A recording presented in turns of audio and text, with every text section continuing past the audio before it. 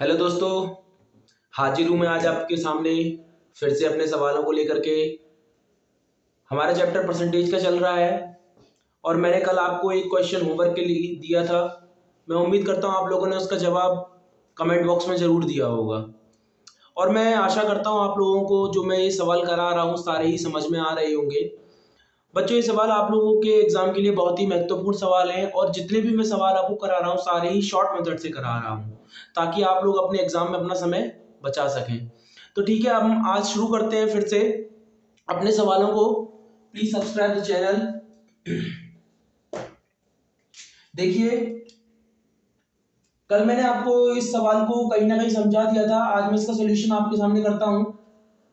तो देखिए, सबसे पहले क्या बोल रहा है कि due to 25% fall in the rate of x one can buy 2 dozen x more than before by investing rupees 162 then the original rate per dozen of x is. मतलब मुझे कह रहा है कि 25% जो है एक्स के रेट में गिरावट आ गई है। 25% मतलब 1/4। तो अगर मैं रेट की बात करूं तो रेट मेरा कितना हो गया, 4 से 3 हो गया है। क्लियर? 25% की वैल्यू 1/4, ये आप सब लोगों को पता होगा। क्लियर? और गिरावट आई है तो पहले 4 रही होगी और उससे एक कम तो अब कितनी हो गई है, 3। ठीक है बच्चों, अब मुझसे कह रहे हैं कि जो एक व्यक्ति जो है रेट में गिरावट की वजह से जो एक्स की क्वांटिटी है अब वो 2 दर्जन ज्यादा खरीद पा रहा है पहले के मुकाबले। तो अगर मैं यहाँ पे क्वांटिटी की बात करूं तो वो अब कितनी हो गई होगी, 3 से 4 हो गई होगी। ये बात मैंने आपको कल समझाई थी। क्लियर है ना? ये देखिए इधर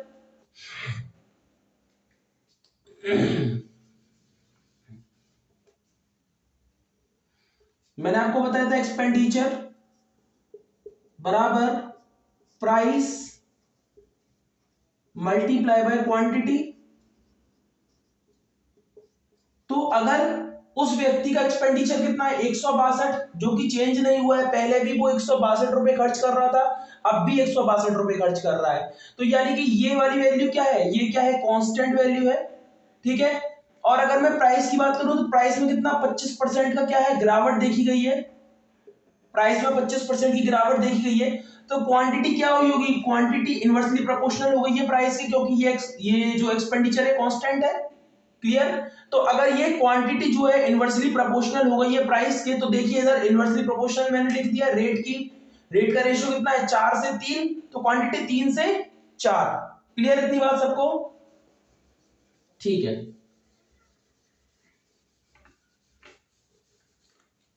तो ये चीज देखिए, क्वांटिटी कितनी हो गई, 3 से 4।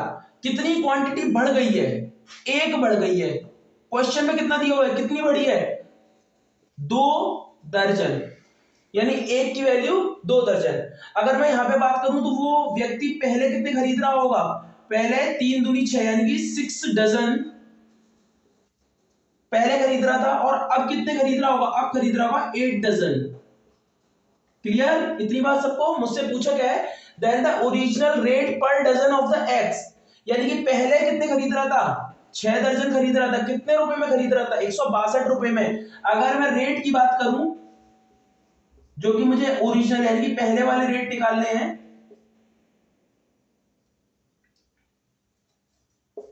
ठीक है? तो अगर मैं रेट की बात करूं तो पहले कितने रुपए खर्च कर रहा था, 162 रुपए खर्च कर रहा था, जो कि अब भी कर रहा है। लेकिन पहले कितने दर्जन एक खरीद पा रहा था, 6 दर्जन। क्लियर? इसको डिवाइड कर देंगे तो 6 दूनी 12 और हमारे पास बचा 2, 6 3 18 पॉइंट, बचा 3, 6 3 18, और इस तरीके से ये वैल्यू चलती जाएगी। यानी कि 23.33 रुपए जो है पहले इसका रेट था। मैंने कुछ गलती कर दी यहां पर, माफ कीजिएगा, डिवाइड मुझसे थोड़ा गलत हो गया है। 6 दूनी 12 और बचे 4, 6 7 42, यानी कि 27 रुपए पर डजन उसका जो है ओरिजिनल प्राइस था। क्लियर इतनी बात सबको? और यही हमारा क्या है, आंसर। समझ आया सवाल? बहुत ही आसान सवाल था। चलिए अब हम अपने अगले सवाल की तरफ बढ़ते हैं। इसको मैं साफ कर देता हूं। समझ आ गया होगा ये वाला सवाल सबको?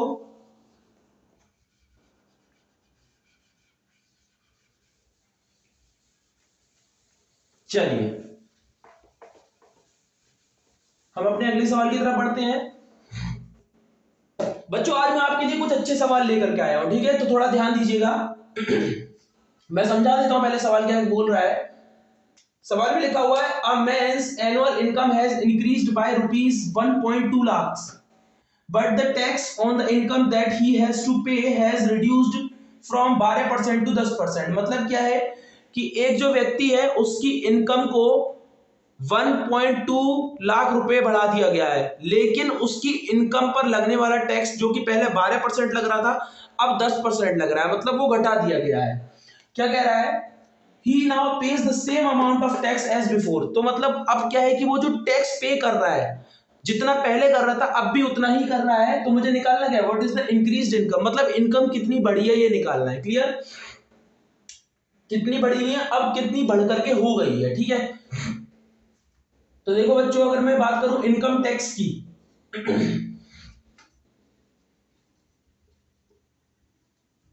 कहीं ना कहीं हम सब लोगों को पता है, आपके भी फादर जॉब करते होंगे तो उनका भी इनकम टैक्स कटता ही होगा। तो इनकम टैक्स कैसे कैलकुलेट होता है वो मैं आपको बताता हूं।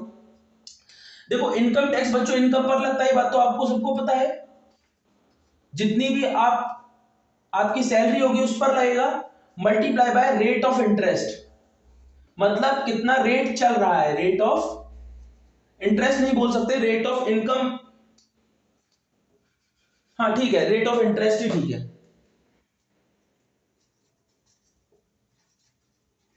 कितना दर है, ठीक है, क्लियर, मतलब कितनी इनकम है और किस दर से उस पर इनकम टैक्स लिया जा रहा है। तो देखो बच्चों मुझसे क्या बोल रहा है सवाल कि इनकम टैक्स जो है he now pays the same amount of tax as before, यानी कि इनकम टैक्स जो है वो अब भी उतना ही जितना पहले था, सैलरी बढ़ने के बाद भी उतना ही इनकम टैक्स पे कर रहा है। क्यों, क्योंकि वो जो टैक्स की जो रेट है वो 12% से 10% कर दी गई है। क्लियर, मतलब इसको घटा दिया गया। तो आपको ये समझ में आ रहा है कि इनकम कहीं ना कहीं बढ़ी होगी क्योंकि ये कांस्टेंट है।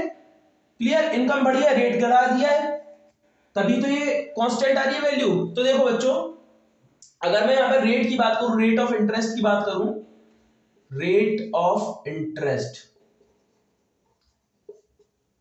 वो कितना कर दिया है, 12 से 10 कर दिया है। सवाल में बोल रहा है 12% से 10%, इसको मैं काट लेता हूं 2 से, तो 2 छिक्का 12 और 2 बचे 10। क्लियर, ये मेरा रेशियो आ गया किसका, रेट ऑफ इंटरेस्ट का। और अगर मुझे यहां से इनकम का रेशियो निकालना हो तो मुझे जल्दी से बताओ इनकम का रेशियो कितना हो जाएगा, 5:6, क्योंकि इनवर्सली प्रोपोर्शनल हो जाएगा। यहाँ पे ये कांस्टेंट है तो इनकम इनवर्सली प्रोपोर्शनल हो जाएगी किसके, रेट ऑफ इंटरेस्ट के। क्लियर, इनकम का रेशियो मेरा बन गया 5:6। इनकम मेरी रेशियो में कितनी बड़ी है, 1, और एक्चुअल में कितनी बड़ी है, मुझे सवाल बोल रहा है 1.2 लाख, यानी इसी 1 की वैल्यू कितनी है, 1.2 लाख रुपीस। और मुझसे पूछेगा what is the increased income, increased income है कितनी, 6। तो मुझे यहां से वैल्यू किसकी निकालनी है, 6, 12×6 = 72, यानी कि 7.2 लाख रुपीस। और ये मेरा होगा क्या आंसर। इतनी बात सबको समझ में आई? देखो कितना आसान सवाल था। अभी तक देखो हम जो सवाल कर रहे थे वो प्राइस क्वांटिटी वाले कर रहे थे। अब हमने सवाल ले लिया इनकम टैक्स वाला, जिसमें चीज सेम है, बस थोड़ा सा उस सवाल को समझने का नजरिया बदल गया, या क्योंकि यहाँ पर आपको इनकम टैक्स कैलकुलेट करना है। तो जिन बच्चों को पता होगा इनकम टैक्स कैसे कैलकुलेट होता है कि इनकम में रेट ऑफ इंटरेस्ट का मल्टीप्लाई करके इनकम टैक्स कैलकुलेट होता है, तो चीज वही है। जिस तरह से हम वहां पर प्राइस मल्टीप्लाई बाय क्वांटिटी करके हम एक्सपेंडिचर कैलकुलेट कर लेते हैं, उसी तरह से हमने इसमें इनकम टैक्स कैलकुलेट किया है। क्लियर, चलिए अब हम अपने नेक्स्ट सवाल की तरफ बढ़ते हैं जो कि थोड़ा अच्छा सवाल है, देखते हैं। ठीक है, तो बच्चों आपके सामने मैंने ये 2 सवाल लिख दिए हैं, जल्दी से आप लोग इन दोनों को अपनी कॉपी में सॉल्व करिए, इधर जब तक मैं बोर्ड पर सॉल्व कर रहा हूं। देखिए पहला सवाल क्या कह रहा है, a man's annual income has increased by 2.6 lakh but the tax on income that he has to pay has reduced from 17.1% to 13.3%. In both the cases 35% of the income is tax free. What is the initial income if he paid equal taxes in both the cases? मतलब वही वाली चीजें जो मैंने आपको last सवाल में कराया है कि इनकम टैक्स जो है, इनकम टैक्स क्या होता है, income multiply by rate of interest ठीक है। अब बच्चे आप ये समझ रहे हो कि ये जो इनकम है ये टोटल इनकम होती है, ठीक है ना, जितनी भी इनकम पर हम लोग टैक्स लगा रहे हैं, ठीक है। देखिए, तो यहां पर अगर मैं बात करूं, मेरा जो रेट ऑफ इंटरेस्ट है, रेट ऑफ इंटरेस्ट,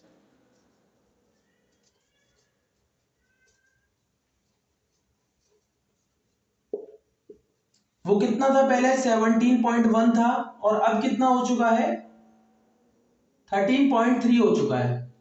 क्लियर। अगर मैं देखूं तो ये कहीं ना कहीं 19 से कट रहा है मेरा, 19 से कट जाएगा, 19 से 9 बार कट जाएगा, और ये 19 से 7 बार कट जाएगा। ठीक, इतनी बात सबको समझ में आई। तो देखो, रेट ऑफ इंटरेस्ट का मेरे पास रेशियो आ गया। तो अगर मुझे इनकम का रेशियो लिखना हो, मैं इधर कर लेता हूं सवाल को। अगर मुझे यहां से इनकम का रेशियो लिखना हो, तो अब तक आप लोग समझ चुके होंगे, अगर वो if he paid equal taxes, यानी कि अगर वो टैक्स, यानी कि जो इनकम टैक्स है वो क्या है, कांस्टेंट है, तो मेरे पास इनकम का रेशियो हो जाएगा 7:9। इतनी बात सबको क्लियर, ठीक है। तो देखो बच्चों, मेरे पास इनकम पहले 7 थी और अब कितनी हो गई, 9। लेकिन मेरे पास इनकम बढ़ी कितनी है, 2.6 लाख। तो इधर कितनी रेशियो में कितनी बढ़ी, 2, और एक्चुअल में कितनी बढ़ी है, 2.6 लाख रुपीस, यानी एक की वैल्यू 1.3। और मुझसे पूछा कितना है, क्या है, what is the initial income. Initial income कितनी है, 7 यूनिट है। तो यहां से 7 यूनिट की वैल्यू कितनी आ जाएगी, 1391, यानी कि 9.1 लाख रुपीस। और यही मेरा क्या है, आंसर। अब आप लोग बोल रहे होंगे कि 35% जो टैक्स फ्री है, इसका क्या हुआ। बच्चों, यहाँ पे 35% का यूज ही नहीं आया ना, क्योंकि देखो, जो मेरी जो इनकम जो बढ़ी होगी, इनकम जो बढ़ी होगी वो टोटल इनकम में ही तो बढ़ी होगी। जैसे पहले अगर मैं मान लो, यहां पर समझाने के लिए मैं आपको बता रहा हूं कि अगर पहले मेरी जो इनकम रही होगी, इनकम ओरिजिनल, अगर वो रही होगी मेरी एक्स, और अब वो बढ़ के हो गई वाई, तो ये जो x है और ये जो y है, इन दोनों में ही तो डिफरेंस कितना रहा होगा, इन दोनों में डिफरेंस रहा होगा 2.6 लाख रुपीस का। क्लियर। और यही डिफरेंस मैंने यहां पर देखा, रेशियो में कितना आ रहा है, 2 का। तो ये जो मेरी निकल के आएगा, ये जो 7 यूनिट की जो वैल्यू निकल के आएगी, वो एक्चुअल इनकम का ही तो निकल के आएगा ना, जो ओरिजिनल इनकम थी।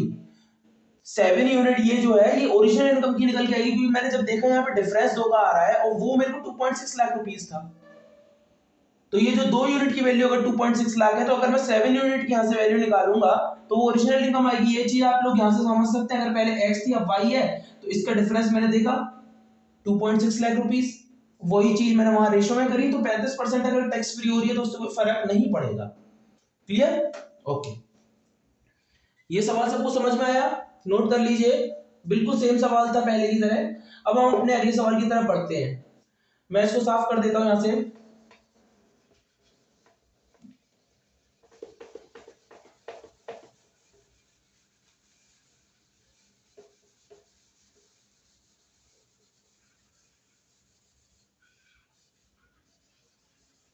चलिए, अगले सवाल की तरफ बढ़ते हैं हम। अगले सवाल की तरफ बढ़ने से पहले मैं आप लोगों को कुछ चीजें बता देता हूं। बच्चों देखो, एक होता है, हम लोग कैलकुलेट करते हैं अपने सवालों में,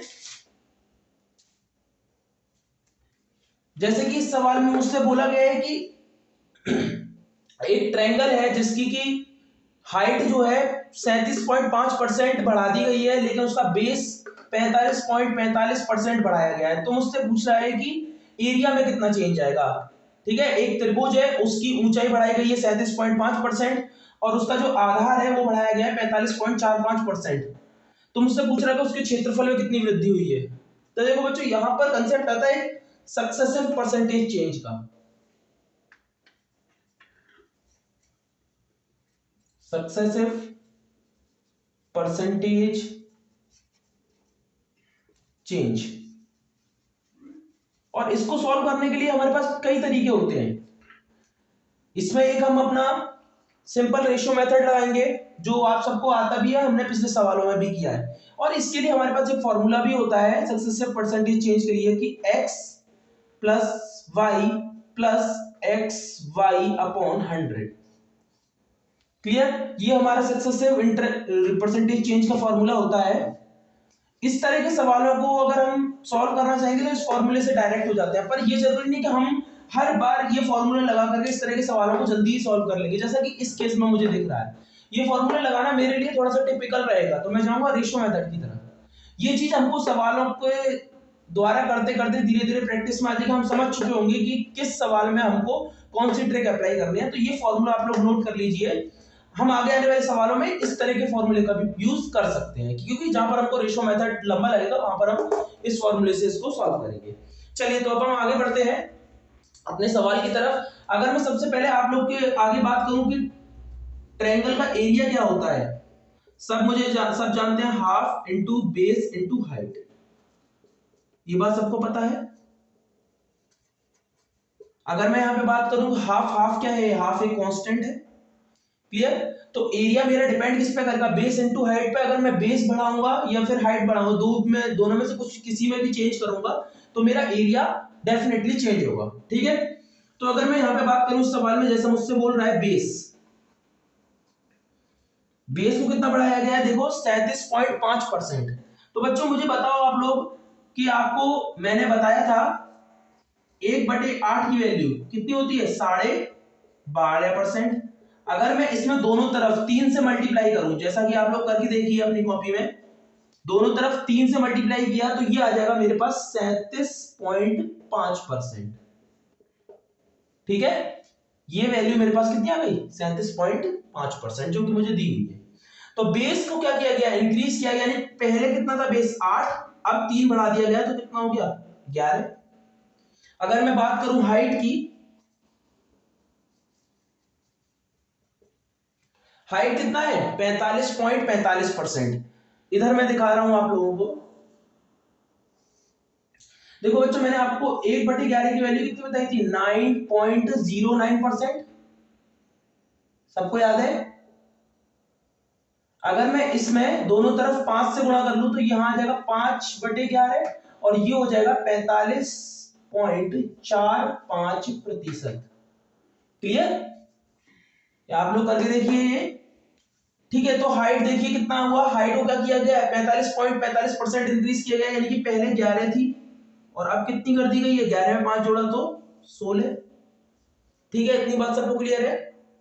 तो देखो बच्चों मेरे पास एरिया क्या है, base multiply by height. Half तो घट ही जाना है, रेशियो में कांस्टेंट का कोई यूज नहीं होता है, तो बेस को हाइट से करना है मुझे, गुणा करना है। तो देखो एरिया कितना हो जाएगा, एरिया कैसे कैलकुलेट करूंगा, 8 multiply by 11 ratio 11 multiply by 16।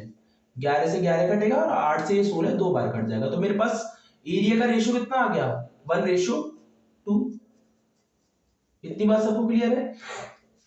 ये कोई नई चीज तो करी नहीं हमने, पिछले सवालों में भी इस तरह के मल्टीप्लिकेशन किए हैं रेशियो में, मैंने आपको डिवाइड करना भी बताया रेशियो में। ठीक है? चलिए तो अब मेरे पास एरिया का रेशियो अगर मुझसे पूछेगा then find the percentage increase in the area. Area में कितना इंक्रीज हुआ, एरिया में देखो 1 का इंक्रीज हुआ है, अपॉन 1 मल्टीप्लाई बाय 100, मैं क्या बोलूंगा यहां से 100% मेरा एरिया बढ़ गया है, इंक्रीज कर गया है, 100% इंक्रीज्ड, और यही मेरा क्या है आंसर। इतनी बात सबको क्लियर है? देखो ये चीज तो मैंने आपको कैलकुलेट करी, हालांकि यहाँ पे देख करके भी आप बता सकते थे कि एक में एक बढ़ गया तो मतलब कितना बढ़ा है, 100% बढ़ गया। ठीक है ना? ये सवाल सबको समझ में आया? आसान है, समझ आ रही है चीजें?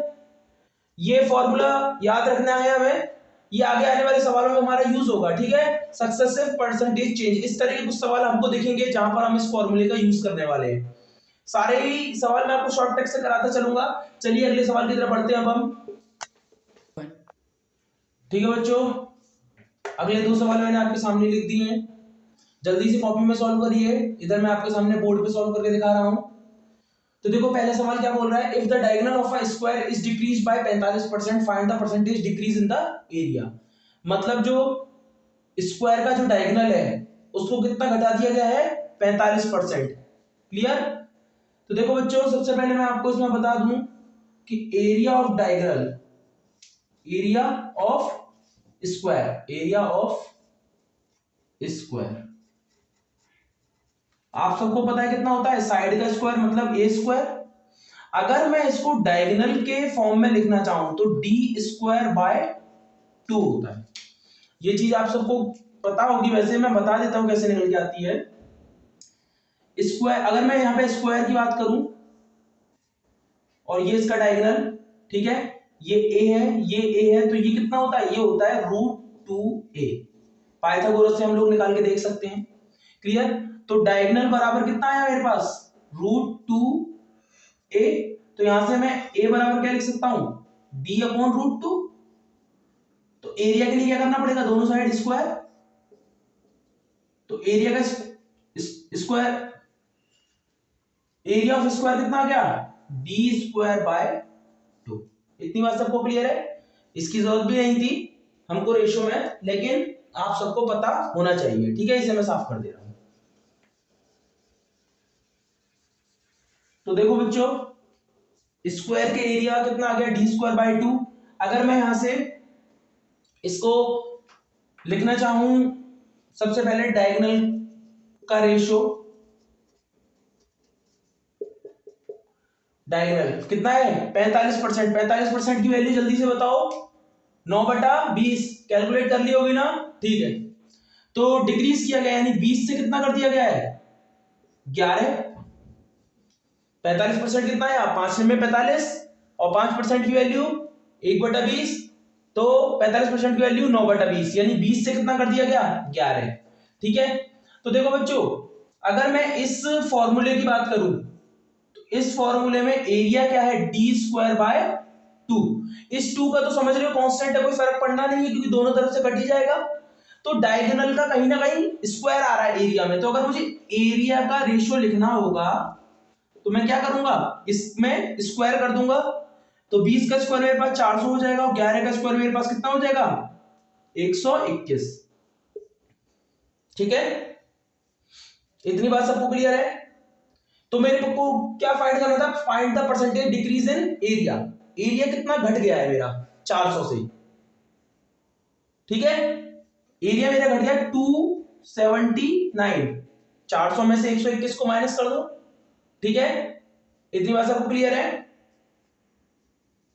सही क्या है, 400 में से 121 को माइनस करेंगे, हाथ से लिया एक, हाँ ठीक है, 279 आ जाएगा। क्लियर? कितने में से घटा है, 400 में से, और गुणा 100, 4 से भाग दे देंगे तो ये आ जाएगा मेरे पास 4 छके 24, 3 4 ने 36, 3, और इस तरीके से पॉइंट लगाया, 0 4 सत्ते 28, 2 4 पंजे 20। ये मेरा आंसर हो गया, ये आंसर है। समझ आया सबको? तो इतना परसेंट मेरा क्या है, एरिया डिक्रीज हो गया। क्या किया हमने, डायगोनल का रेशो फाइंड किया, उसका क्या कर दिया, स्क्वायर। तो एरिया का रेशो हमारे पास आ गया। क्यों किया हमने स्क्वायर, क्योंकि हमने पता किया एरिया ऑफ स्क्वायर कितना है, d²/2। जो ये अपॉन 2 है, ये कांस्टेंट वैल्यू का फर्क पड़ेगा नहीं, तो हमने सीधा स्क्वायर किया, रेशो में स्क्वायर किया, तो हमारे पास 400 और 121 आ गया। पहले 400 था, अब 121 है। हमने देखा कितना घट गया, 279 घट चुका है। कितने में से घटा है, 400 में से घटा है, गुणा 100 करके हमने ये वैल्यू फाइंड आउट कर ली। जल्दी से इस क्वेश्चन को नोट कर लीजिए सब लोग अपनी कॉपी में, तब तक हम अपने अगले सवाल की तरफ बढ़ते हैं। देखो क्या बोल रहा है अगला सवाल, in a cuboid if the length is increased by 63.63% and the breadth is decreased by 41.2/3%, then by how much percent the height should be changed that the volume remains constant. Clear? ठीक है। तो देखो मैं आप सबको बता देता हूं यहां पर, सबसे पहले लेंथ की, अगर मैं वॉल्यूम ऑफ क्यूबॉइड की बात करूं, वॉल्यूम ऑफ क्यूबॉइड क्या होता है, L into b into h. इतनी बात सबको क्लियर है? ओके ठीक। तो देखो बच्चों, L into b into h, okay. तो यहां पे मैं सबसे पहले बात करूं अगर लेंथ की, लेंथ को क्या किया गया, इंक्रीज किया गया, कितना 63.63%। ये देखो आप लोग कैलकुलेट कर चुके होंगे, वैसे मैं आपको बता देता हूं। 1/11 कितना होता है? 9.09%। दोनों तरफ किससे मल्टीप्लाई करेंगे? 7 से। तो यहाँ पे 7/11 आ जाएगा, तो यहाँ पे कितना जाएगा? 63.63%। इतनी बात सबको क्लियर? तो मेरे पास क्या किया गया? लेंथ को इंक्रीज किया गया, यानी कि पहले रही होगी 11 और अब हो गई कितनी? 18। 11 में 7 बढ़ा दिया तो 18 हो गई। बात करें अगर ब्रेथ की, मतलब चौड़ाई की, लंबाई का रेशियो हो गया, चौड़ाई क्या है? 41 होल 2/3। बच्चों जल्दी से आप मुझे बताओ कि 1/11, सॉरी 1/12 की वैल्यू कितनी बताई थी मैंने आपको? यही बताई थी। अब आप लोग समझ रहे हैं इसमें क्या करना है? हमको दोनों तरफ 5 से गुणा कर देना है। तो अगर मैं इसमें दोनों तरफ 5 से गुणा करूंगा तो यहाँ पे कितना आएगा? 40 सही 5/3%। और इसको हम क्या लिख सकते हैं? 40 सही 5/3%। यहाँ पे फिर से भाग देंगे तो एक बार जाएगा, वो एक इधर आ जाएगा, तो यहाँ से 41 सही 2/3% ये मेरे पास होने वाला है। इतनी बात सबको क्लियर? 41 सही 2/3% की वैल्यू होगी कितनी? 5/12। ओके, तो ये क्या क्या किया गया? चौड़ाई को क्या किया गया? डिक्रीज, यानी पहले रही होगी कितनी? 12 और अब 12 से 5 कम यानी कि 7। ठीक है, ओके। ये वैल्यू सबको समझ में आ गई होगी, मैं यहां से साफ कर देता हूं। तो देखो जल्दी से, अब अगर मुझे वॉल्यूम कैलकुलेट करना है, वॉल्यूम को क्या करना है? वॉल्यूम को कांस्टेंट रखना है, वॉल्यूम को कांस्टेंट रखना है, यानी L into b into h को क्या है? कांस्टेंट रखना है। इसको क्या है? कांस्टेंट रखना है, मतलब एक समान रखना है। ठीक है, तो इधर देखो, लेंथ और ब्रेथ का मल्टीप्लाई करता हूं अगर मैं, तो 11 गुणा 12 रेशो 18 गुणा 7। ठीक है, 6 से इसे काट लेता हूं, 6 दूनी 12 है और ये कट जाएगा 6 से 3 बार, तो ये आ गया मेरे पास 22 रेशो 21। ये किसका रेशो आया? ये रेशो आया बच्चों L into b, L into b का रेशो आया है। तो अगर मुझे बच्चों बताओ हाइट का रेशो निकालना हो, वॉल्यूम को कांस्टेंट रखना है और हाइट का रेशो निकालने के लिए मैं क्या करूंगा? 21 रेशो 22 कर दूंगा। देखो मल्टीप्लाई करो, क्लियर? L इंटू बी हमने देख लिया कितना? 22 रेशो 21 आया। हाइट का रेशो हमने क्या कर दिया? इनवर्सली प्रोपोर्शनल कर दिया, क्योंकि वॉल्यूम को कांस्टेंट करना था। वॉल्यूम को कांस्टेंट करना है तो L इंटू बी हाइट के क्या हो जाएगा? इनवर्सली प्रोपोर्शनल, और मैंने ये आपके सामने कैलकुलेट कर दिया। ठीक, इतनी बात क्लियर है? चलिए तो आगे देखिए, अब आपके सामने क्या है? हाइट का रेशियो आ चुका है, तो और हमसे पूछा क्या है? हाइट में कितने परसेंट का चेंज आया, यही तो पूछा ना। तो हाइट क्या हुई है? हाइट 21 से कितनी हो गई? हाइट 21 से हो गई कितनी? 22। ठीक, हाइट 21 से हो गई 22। कितनी बढ़ी है हाइट? हाइट बढ़ी है एक, कितने पर बढ़ी है? 21 गुणा 100। अब हम चाहे तो इसको यहां पर रोक सकते हैं और इसको सॉल्व करना है तो हम सॉल्व भी कर सकते हैं। ठीक है, इतनी बात सबको क्लियर है? 21 चौके कितना होता है? 84, बचा कितना? 16 बटे में 21%। ये हमारा आंसर हो गया। समझ आया सबको? ये आंसर हो गया। कितने परसेंट क्या हुई है? इंक्रीज कर गई हमारी हाइट। क्लियर है? बहुत ही आसान सवाल है। चलिए हम अब अपने अगले सवाल की तरफ बढ़ते हैं। ठीक है दोस्तों, आपके सामने 2 सवाल मैंने लिख दिए हैं, अपनी कॉपी पर सॉल्व करिए। ठीक है, चलिए पहले सवाल की तरफ बढ़ते हैं। क्या बोल रहा है? Volume of a cylinder is increased by 43% when its height is reduced by 15 whole 5/13%, then find the percentage change in curved surface area of cylinder. Okay, यहां पे 2 बातें मैं आपको बता दूं कि वॉल्यूम ऑफ सिलेंडर क्या होता है? पाई आर स्क्वायर एच, आपने पढ़ा भी होगा। और अगर इसके कर्व सरफेस एरिया की बात करूं तो वो होता है कितना, 2 पाई आर और एच। ये दोनों बातें कहीं ना कहीं हर बच्चे को पता होंगी, क्योंकि हम अपनी लास्ट क्लासेस में इनको पढ़ के आए हुए हैं। ठीक है, चलिए तो देखिए सबसे पहले मुझे क्या बोला हुआ है कि volume of cylinder is increased by 43% और हाइट क्या है, रिड्यूस की गई है। तो देखो बच्चों, अगर मैं बात करूं वॉल्यूम की, तो वॉल्यूम को क्या किया गया है, 43% बढ़ा दिया गया, मतलब 100 से कितना कर दिया है, 143। 43% का हमारे पास कोई मान नहीं होता है, ठीक है, तो 100 से 143। और हाइट को क्या किया गया, हाइट को रिड्यूस किया गया, कितना, 15 होल 5/3। तो देखो बच्चों, मैं आपके सामने एक यहां पर वैल्यू लिखने वाला हूं, 1/13। जल्दी से बताइए कितनी होती है, तुरंत बताइए। देखिए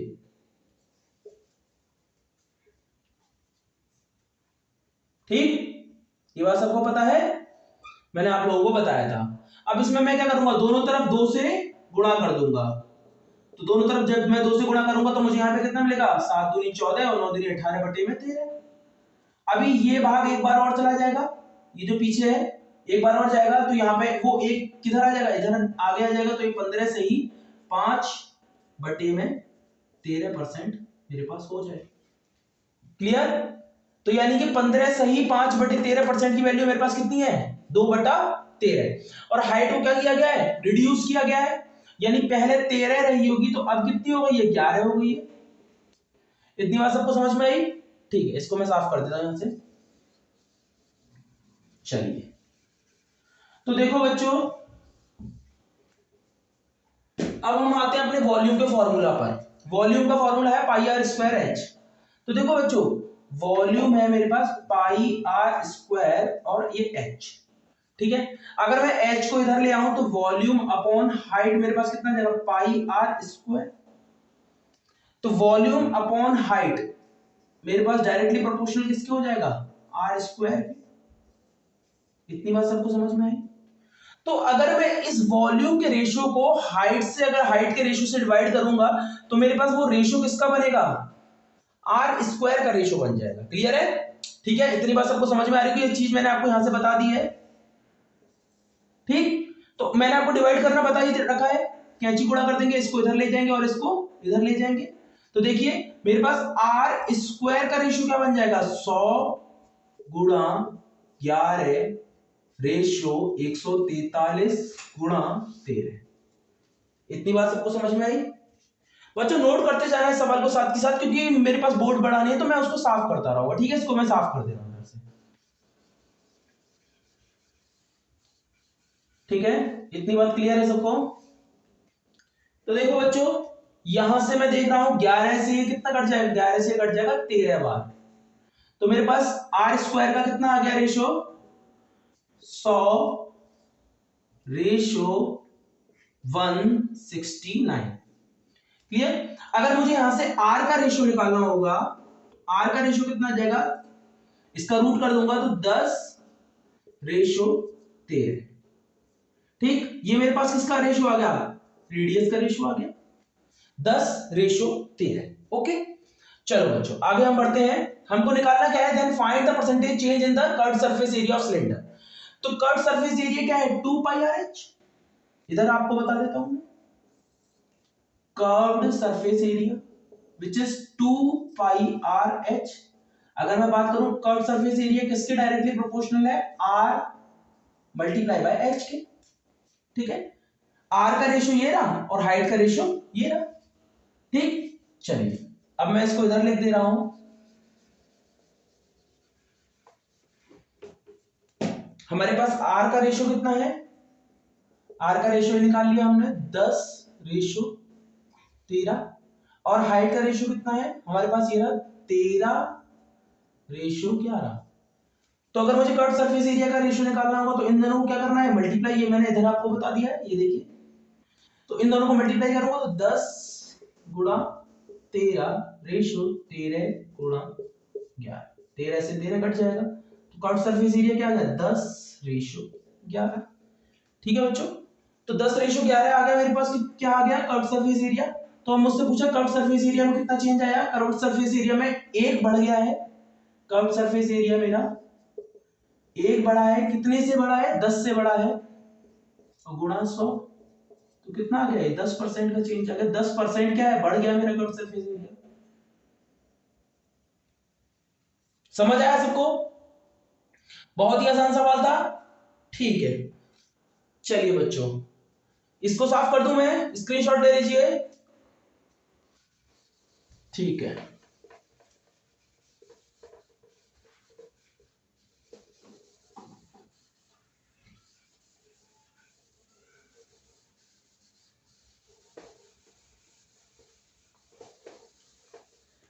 अपने अगले सवाल की तरफ बढ़े हैं। चलिए बढ़ जाइए जल्दी। क्लियर? सब्सक्राइब करिए। तो देखो बच्चों, नेक्स्ट सवाल है हमारे सामने, मैं समझा देता हूं। Raghav spend 80% of his income. Raghav अपनी इनकम का 80% खर्च कर दे रहा है। If his income increases by 12% and the saving decreases by 10%। देखो बच्चों, मैंने कुछ कमाई करी, ठीक है, मैं कुछ सैलरी लेकर के आया, उसमें से क्या है, मैं कुछ खर्च कर देता हूं और कुछ बचाता हूं, ये चीज तो होती है। तो अगर मैं कहूं कि इनकम मेरा किसके बराबर होगा? एक्सपेंडिचर प्लस सेविंग, जो मैंने खर्च किया प्लस जो मैंने बचाया वही मेरी इनकम होती है, ठीक है। तो यहां पे क्या है? इनकम बराबर एक्सपेंडिचर प्लस सेविंग। मैं आपको समझा दे रहा हूं कैसे इस सवाल को सॉल्व करना है, ये आपको अपने घर से करके लाना है और कमेंट बॉक्स में इसका आंसर देना है, ठीक है। तो देखो, इनकम क्या होता है? इनकम होता है एक्सपेंडिचर प्लस सेविंग। अब सवाल क्या बोल रहा है कि 80% मतलब जो कमा रहा है उसमें से 80% खर्च कर दे रहा है, तो 20% बचा रहा होगा। तो अब क्या किया है? उसकी इनकम को 12% बढ़ा दिया गया है।